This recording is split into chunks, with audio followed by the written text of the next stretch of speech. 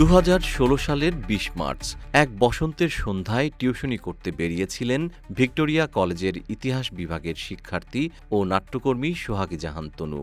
কিন্তু তিনি আর ঘরে ফেরেননি। সুরক্ষিত সেনানিবাস এলাকায় তনুর নিথর দেহ পাওয়ার পর রাজপথ উত্তাল হয়েছিল জাস্টিস ফর তনু স্লোগানে। আজ সেই ঘটনার এক দশক পর মামলার ইতিহাসে যুক্ত হল এক গুরুত্বপূর্ণ অধ্যায়। ঘটনার শুরু থেকে তদন্তে ছিল নানা ধোঁয়াশা। সুরক্ষিত এলাকায় এমন নৃশংস হত্যাকাণ্ড স্তম্ভিত করে দিয়েছিল পুরো দেশকে।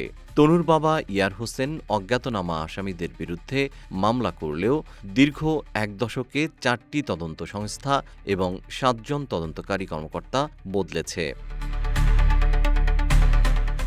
2016 সালে প্রথম ময়নাতদন্ত প্রতিবেদনে ধর্ষণের আলামত মেলেনি বলে জানানো হলে ফুঁসে ওঠে দেশ। পরবর্তীতে 2017 সালে হাইকোর্টের নির্দেশে তনুর দেহ কবর থেকে তুলে দ্বিতীয়বার ময়নাতদন্ত করা হয়, যেখানে জোরপূর্বক যৌন সঙ্গমের প্রমাণ পাওয়া যায়। দীর্ঘ 4 বছরেও কোনো রহস্য উদ্ঘাটন করতে না পারায় 2020 সালে তদন্তভার যায় পিবিআই-এর হাতে।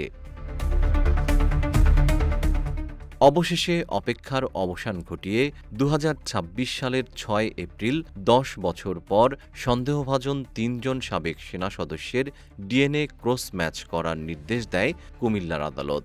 দীর্ঘ 3680 দিনেরও বেশি সময় পর তনুর পরিবার বিচারের আলোর মুখ দেখছে। 22 এপ্রিল বিকেলে কুমিল্লার সিনিয়র জুডিশিয়াল ম্যাজিস্ট্রেট আদালত গ্রেপ্তার হাফিজুর রহমানকে 3 দিনের রিমান্ডে নিয়েছেন।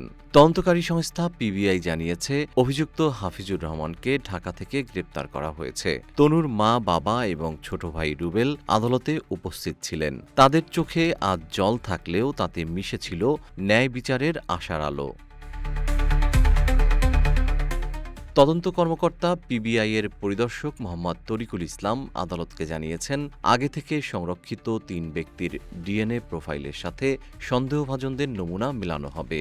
এই তালিকায় সার্জেন্ট জাহিদ ও সৈনিক শাহিনুল আলমের নামও উঠে এসেছে।